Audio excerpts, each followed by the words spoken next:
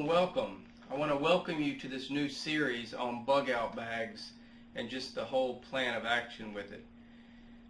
I've done a lot of research recently on bug out bags. I've seen a lot of really interesting people and some awesome bags, but I've noticed one thing that seems to be missing from the videos at least, and that is a plan. They have really cool bags, but they don't really talk about a plan about what they're planning on doing. It is vitally important that you not only have a bag, but you actually have a plan in effect. The first thing you need to do is determine what is most likely going to be the incident that will cause you to need anything like this. Is it going to be a hurricane, an earthquake, wildfires, economic collapse, the government coming to put everyone in FEMA camps, ISIS invasion, zombie apocalypse? Whatever it may be, you need to determine what it is that's most likely to happen and then prepare for that situation. You want to be ready. Obviously, you can't prepare for everything because you'd have to drag a trailer around with you. But you can prepare for a lot of things. The core survival needs are going to be the same no matter what the issue is. Water, shelter, food, fire, all of those type stuff is going to be the same across the board. There's only going to be specific equipment that you're going to need for specific things. If it's vampires, you need a wooden stake to drive through his heart. Werewolves, silver bullets. Zombies, something to chop off their heads. There's certain things that you'll need that are specific to whatever it is you're preparing for, and then the rest are going to be pretty much standard. What we're going to talk about is the importance of the plan and why you need to implement one. Once you determine what you're trying to prep for, then you can put together a bag. Do you need a get-home bag? Do you need a bug-out bag? What's the difference? Well, a get-home bag is a relatively small bag designed for a short period of time, generally around 24 hours or less. A get-home bag is something that you would have with you in your car or on your person, that wherever you are in your normal daily activities and something happens and you need to get back to your house, where your bug-out bag, your other supplies and things and equipment are. Generally speaking, you should be able to get there within 24 hours. So you don't need tents and sleeping bags and all that type stuff in the bag. It's just going to be the necessities to get you from point A to point B to where the rest of your supplies are. Generally speaking, you're looking maybe some food bars, some water, a few minor survival ideas, some flashlights, that type stuff. We'll go into details of that later on, but specifically, that is a short-term bag. We're talking about a bug-out bag and a bug-out scenario where you'd need to go do something for a longer period of time. Bug-out bags are generally spoken in the form of a 72-hour bag. I personally believe that if I need to bug out, it's going to be for a much longer period than a 72 hours, but it doesn't really matter. The basis of the bag is the same. It's just whether or not you can sustain yourself longer than the 72 hours.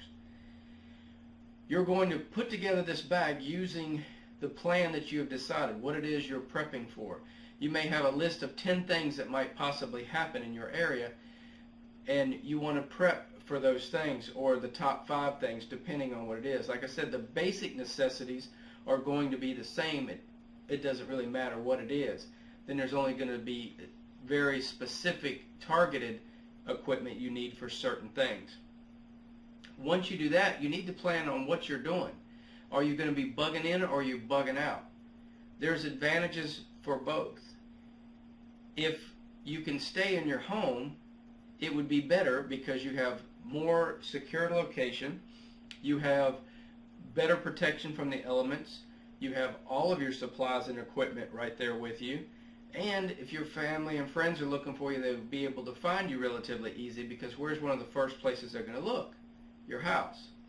Now, if something were to happen, an earthquake or something, and it damaged your home, obviously you don't want to bug in your home and with the chance of it collapsing on top of you.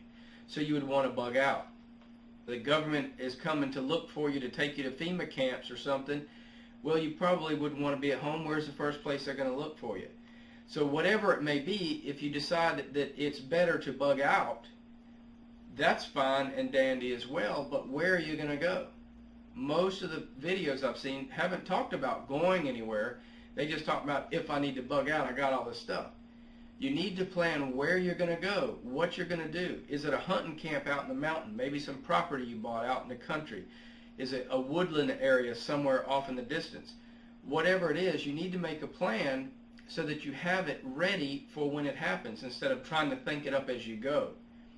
Once you determine where you're going, what you're planning on doing, you need, one of the first things is to get topographical maps of the area, from the location where you are, your home or office, to your bug out location and the area that around your bug out area.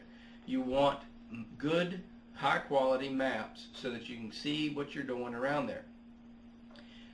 Take some survival courses. Look online, do a search on Google. There's hundreds across the country and around the world that you can take survival courses designed specifically for your location or just general survival. Look for clubs. You can join a local orienteering club and learn all about map reading and how to do it on a run using topographical maps and a compass. You won't always be able to use a GPS. It could get broken. The system could go down. The battery could die. Whatever it may be, you may have to rely on a map and a compass, and you need to know how to use it and not try to learn while you're in a survival situation. Once you do that, you determine where you're going to go, what you're planning on doing, you need to do an alternate plan. I was in the Army for over 10 years and I found that plans rarely go according to plan. So if something were to happen and you can't do what you originally planned, what is your fallback? What are you going to do at that point? Have it already in your mind so that you're not panicking during a situation that you're under extreme stress. Then you take your bag with all your stuff and decide, okay, this weekend I'm going to do a bug out scenario. You load up everything you need and take off. That will help you determine if you can carry your pack that far. Is it too heavy? Is the equipment you put in the bag not adequate for what you want to do? Do you have enough stuff? Do you have too much stuff? Were you planning on driving? Were you planning on walking? All of these things need to be taken into consideration. If you're trying to go under the radar and disappear, generally speaking, you're not going to want to take your GPS or your phone or your GM product with OnStar, because they'll be able to track you to wherever it is you're going. What if there's an EMP incident and no vehicles will start? It's not going to help you if you planned on driving there and now you have to walk and you have a 200-pound pack that you're not going to be able to carry 60 miles. So you want to practice what it is you want to do and then have alternates that you can fall back on. Now, you don't have to practice this every week, but several times a year you should practice your bug out scenario, and every once in a while throw in there an alternate that your main plan for some reason didn't work. The roads are gridlocked, the area you were going is bad, so you have to go to an alternate destination or an alternate plan. You practice these things, get down all those skills, whether it be creating tarp tents, fire, whatever it may be, because you want to do it under a controlled, normal situation. When everything happens, you have extreme stress, you're cold, hungry, tired, and stressed to the max, is not the time to try to figure out how to use a ferrocerium rod. You want to use it under controlled, better conditions, because then when it does happen to be an emergency and you need it, you will already have confidence in yourself and in the equipment that you know you can do it, because it's going to be more difficult in the rain, in the cold, and all that with high stress levels. So you want to know that you can do it before you get out there in a situation that it's a necessity. Once you do that, it will help you determine if you've got the right equipment, if you need something else, or maybe you're not sure but you didn't quite like a certain piece of equipment performed, so then you could start looking for something that might be a better fit for you. Bug out bags are extremely personal. Everyone's bag is different. Everyone's experience level, location, situation, everything is going to be different. So you have to tailor this bag specifically for you, your climate, your situation, and what you're prepping for. Nobody has a right bag or a wrong bag. They just have a different bag. You don't have to have everything there is, but it's nice to have as much as you can afford, right? We're all gadget people. We love all the cool things. So we're going to be doing a lot of reviews of a lot of different equipment, supplies, everything that you can imagine throughout these next videos. The next video will be the first step of the core survival, which is shelter. More people die from exposure than they do starvation or dehydration. So you want to make sure you can provide shelter in whatever environment. We're going to briefly go over each of the core survival necessities. Then we're going to have separate videos on each one, designing different things. If it's shelter, we'll show different methods of building shelter, how to use a tarp to build a shelter, because there are many ways to set the tarp up, depending on if it's cold and windy, raining, hot, dry, whatever it may be. There's different ways to set your tarp shelter up so that it will be more comfortable and better suited for the environment. So we're going to go into each and every one of those, but you definitely need to practice you need to create a plan, work your plan, and then execute your plan. Have alternates in case something fails, in case something doesn't work, or you can't do what you originally planned. Practice all that stuff, and then in the event that you really do have to do it for serious, you will have it ready and rolling. We're going to go into a lot of different stuff in the videos. There's going to be equipment. In the description boxes below the videos will be links to the items that I'm talking about.